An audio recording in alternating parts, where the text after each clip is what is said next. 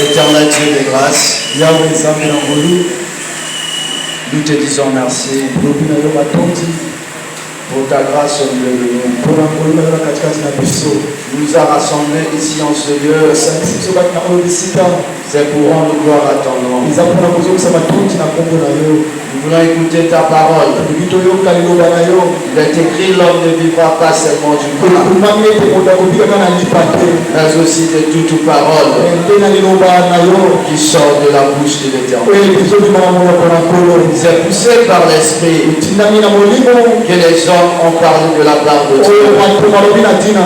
Cher Saint-Esprit, j'ai besoin de toi. Qui suis-je pour parler de la part de Dieu? Sans toi, je ne peux rien faire. Saint-Esprit, que je disparaisse. Prenne place maintenant. Je chasse tout esprit de distraction. Je chasse tout esprit d'incrédulité. Je chasse tout esprit de arrière-pensée. Je ramène toute pensée à l'obéissance de ta parole, ainsi que de ta présence. Au nom de Jésus, nous allons acclamer pour le roi. Alléluia. Merci, on peut s'asseoir. Et je dis merci à Dieu de la grâce qu'il m'a faite ce soir. Et je dis aussi merci à l'homme de Dieu, à mon frère évangéliste Kérémy, pour la confiance de ce soir. Vous savez, l'église c'est une charge. Et pour en savoir, il faut diriger l'église. Et à des fois, il y a des gens qui critiquent seulement. Ils ne savent pas le poids de l'église. Demain, nous allons parler sur un thème très important ce soir.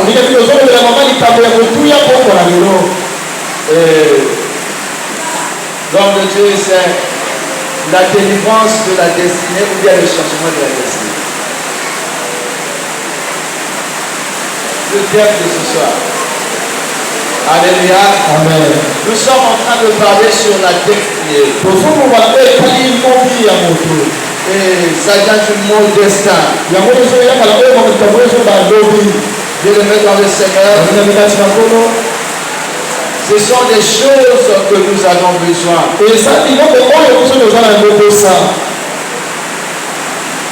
La destinée, c'est un dessein particulier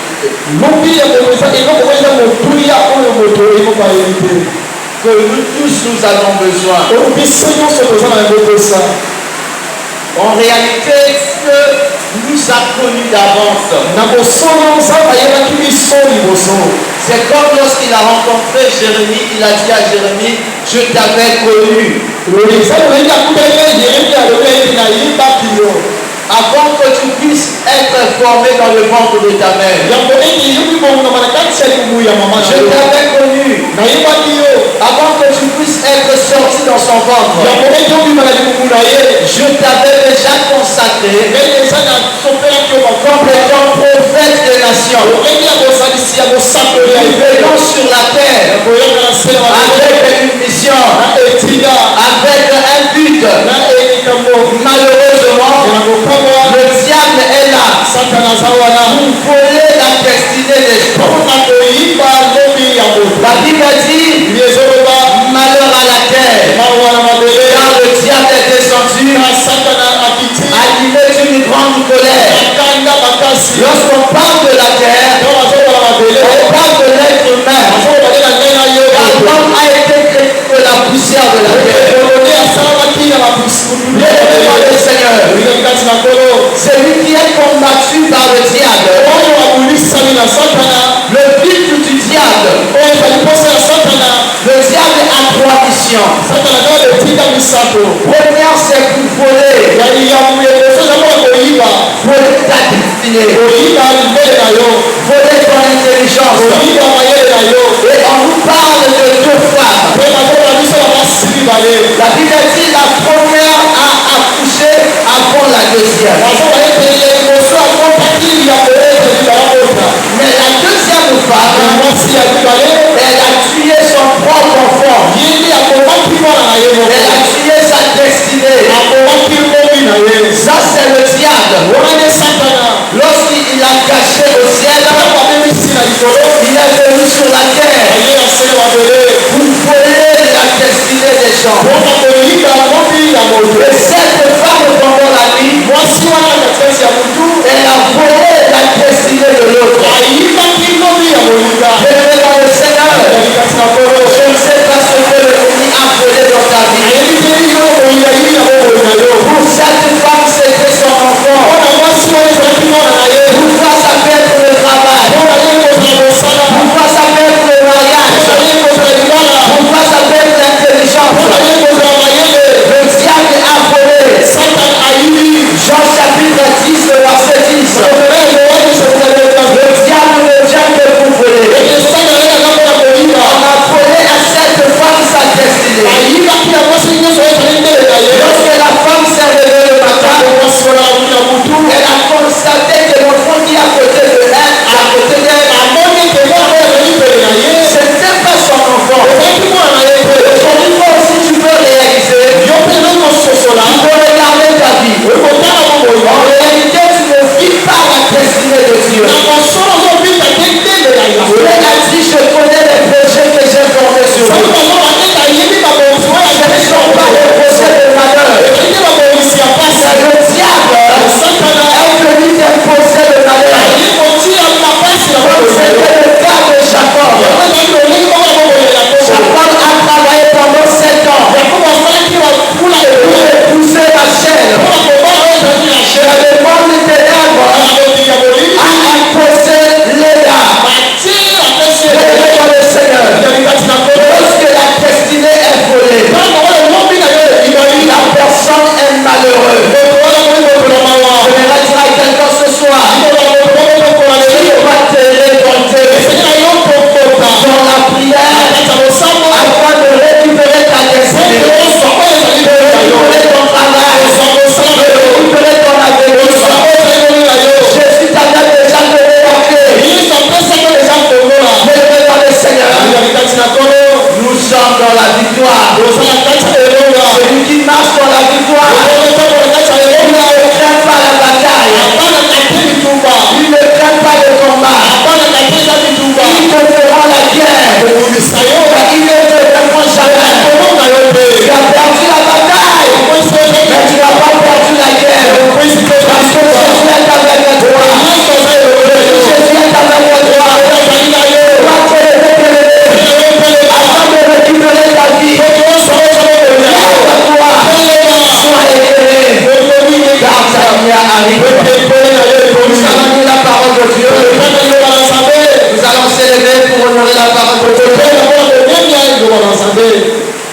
On va nous aider dans le livre de Matthieu chapitre 2. Matthieu chapitre 2, le verset 1. Lisons au nom d'Éternel dans Matthieu chapitre 2, le verset 1. Jésus étant né à Bethléem en Judée, au temps du roi Hérode, voici des messages d'Orient arrivèrent à Jérusalem et dirent: où est le roi des Juifs qui vient de naître? Car nous avons vu son étoile en Orient et nous sommes venus pour l'adorer. Le roi Hérode ayant appris cela, fut troublé et tout Jérusalem avec lui. Il assembla tous les principaux sacrificateurs et les scribes du peuple. Et il informa auprès d'eux où devait naître le Christ. Il lui dit: à Bethléem en Judée, car voici ce qui a été écrit par le prophète.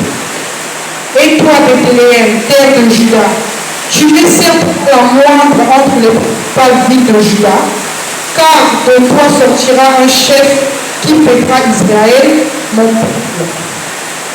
Alors Hérode fit appeler en secret les mages et s'habilla soigneusement auprès d'eux depuis combien de temps les poils. Puis il les envoyait à Bethléem en disant, allez et prenez des informations exactes sur le petit enfant. Quand vous l'aurez trouvé, faites-le moi savoir afin que j'aille moi aussi l'adorer. Amen. Est-ce qu'on peut acclamer pour la parole de Dieu?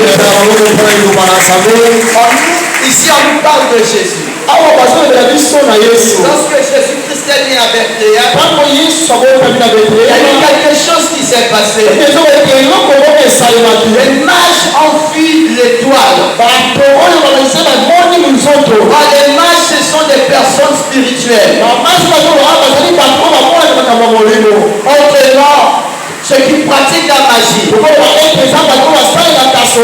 Mais ils ont fui une étoile. Bien-aimé dans le Seigneur, l'étoile c'est la destinée d'une personne. Lorsque les mages ont fui la destinée de Jésus, ils ont dit que où est le roi des Juifs qui vient de naître, car nous avons vu son étoile. Bien-aimé dans le Seigneur, tes combats c'est parce que tu as une étoile. Bien-aimé dans le Seigneur, la Bible dit, les mages ont cherché les moyens pour aller adorer Jésus.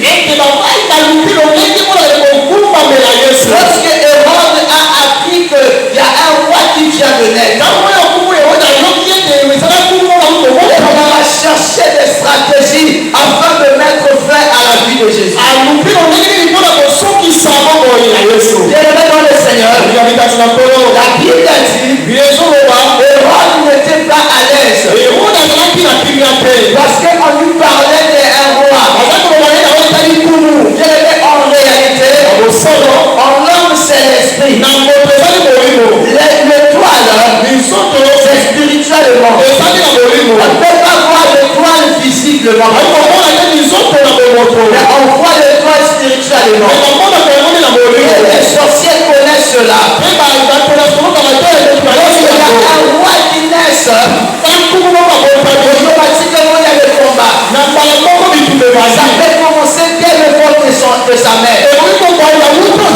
La maman peut accoucher avec césarienne. Soit la maman peut partir, il est né où elle est née. Tout ça, ce sont des combats afin d'empêcher sa destinée. Le diable voit ce que l'être humain ne voit pas. Et certainement, ils ont vu l'étoile de Jésus. Parce que sa destinée de Jésus, c'était une destinée royale. Et quelqu'un ce soir, la destinée elle est royale. Il se bat. Il fait combat aujourd'hui. Et ton étoile brille. Il fait combat aujourd'hui. C'est la destinée. Une grande. Cette maison. C'est comme ce problème de Joseph. Joseph a raconté à ses frères. Il a dit, j'ai vu le soleil et la lune. Or le soleil c'est son père. La lune c'est sa mère. Et les 11 étoiles ce sont ses frères. Ils sont venus se prosterner devant lui. Tout ça c'est pourquoi? Parce qu'il avait une destinée. L'homme de destinée, sa vie n'est pas facile. Il est combattu de tout le monde. On fait la ligne même s'il n'a rien fait. On peut le critiquer.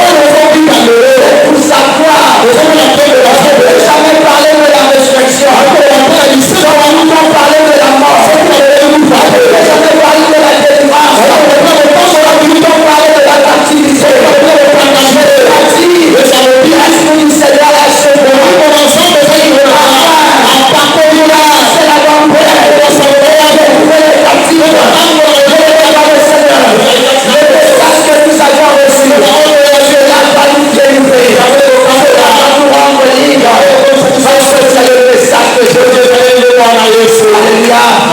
Ce soir, je ne serai pas très lent. Mais je j'aimerais nous emmener pour prier. Vous savez pourquoi Jésus était combattu? C'était à cause de sa destinée. C'était à cause de son épreuve. Mais la Bible dit, avec Dieu nous ferons des exploits. Et que Jésus a fait des exploits. On va parler sur deux choses. Lorsqu'on a la destinée, nous devons avoir le discernement. Car le roi Hérode a envoyé les mages aller espionner, aller prendre les informations pour que le diable te détruise de l'Église. On va utiliser les gens qui sont à côté de toi. Il va envoyer les rebelles, les gens qui vont te combattre. Hérode a envoyé les gens pour vendre Jésus. Relevez dans le Seigneur. Que tes ennemis soient frappés d'aveuglement. Que Dieu conforme tes ennemis. Lorsqu'ils sont venus et que Dieu a changé leur langage, ils ont adoré le Seigneur. Et ensuite il s'est dit,